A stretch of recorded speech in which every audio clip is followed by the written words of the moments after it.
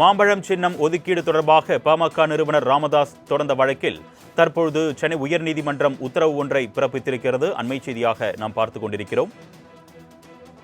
3 வாரங்களில் தேர்தல் ஆணையம் பதிலளிக்க சென்னை உயர்நீதிமன்றம் உத்தரவு பிறப்பித்திருக்கிறது. அண்மை செய்தியாக பார்த்துக் கொண்டிருக்கிறோம்.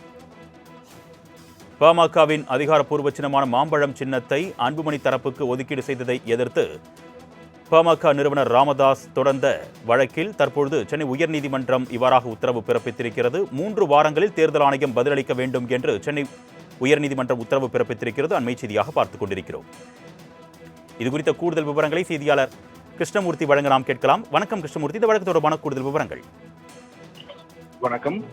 பாட்டாளி மக்கள் கட்சியின் உரிமை தொடர்பாக தலைவர் அன்புமணிக்கும் நிறுவனர் ராமதாஸுக்கும் இடையில் மோதல் நடந்து வரக்கூடிய சூழலில் கட்சிக்கு மாம்பழ சின்னம் ஒதுக்கீடு செய்துள்ளதாக தேர்தல் ஆணையம் அன்புமணி முகவரிக்கு கடிதம் ஒன்றை அனுப்பியிருந்தது.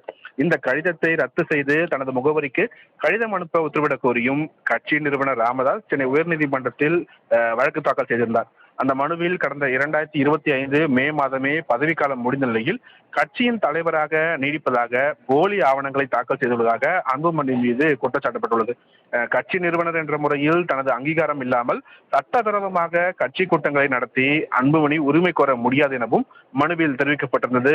கட்சியிலிருந்து நீக்கப்பட்டுள்ள அன்புமணிக்கு தேர்தல் ஆணையம் கடிதம் அனுப்பியிருக்க கூடாது என்றும் சின்னம் ஒதுக்கீடு தொடர்பாக தனக்கு தான் கடிதம் அனுப்பியிருக்க வேண்டும் என்றும் கூறப்பட்டிருக்கிறது.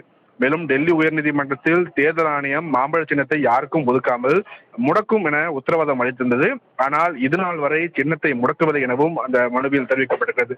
இந்த வழக்கு சென்னை உயர்நீதிமன்றத்தின் தலைமை நீதிபதி MM ஸ்ரீவத்சவா மற்றும் நீதிபதி G அருள்முருகன் அடங்கிய அமர்வு முன்பாக இன்று விசாரணைக்காக வந்தபோது இந்த மனு தொடர்பாக 3 வாரங்களில் பதிலளிக்க தேர்தல் ஆணையத்திற்கு நீதிபதிகள் உத்தரவிட்டிருக்கார்கள்.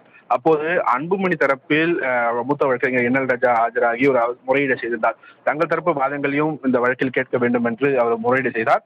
ஆனால் அவரது முறையீடை ஏற்க மறுத்த தலைமை நீதிபதி அமர்வு இந்த வழக்கில் தங்களை சேர்க்க வேண்டும் என்றால் மனுவாக தாக்கல் செய்ய வேண்டும் என்று அறிவுறுத்தி விசாரணையை 3 வாரங்களுக்கு தள்ளி வைத்திருக்கிறார். அருணேஷ்.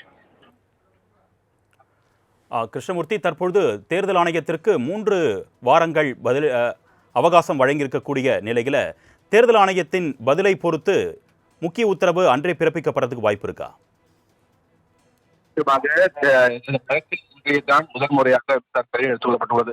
இந்த வழக்கில் எதிர்மனதாக தேர்தல் ஆணையம் மட்டும்தான் இடம்பெற்றிருக்கிறது. எனவேதான் தங்களையும் இந்த வழக்கில் இணைக்க வேண்டும் என, ஏனென்றால் பாமக தங்களுக்கு சார்ந்தது என்று அன்புமணி தரப்பில் கூறியதை அடுத்துதான் இந்த வழக்கில் அவரையும் சேர்க்க வேண்டும் என்று மூத்த வழக்கறிஞர் NL ராஜா தரப்பில் ஒரு முறையீடு அனுமதி செய்யப்பட்டிருந்தது.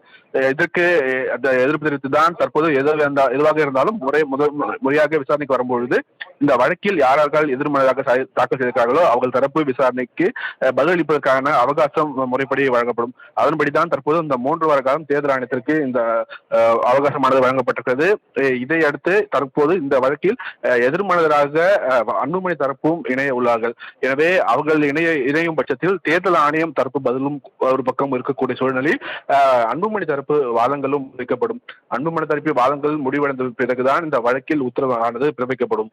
அருணேஷ். கூடுதல் விவரங்களுக்கு நன்றி கிருஷ்ணமூர்த்தி.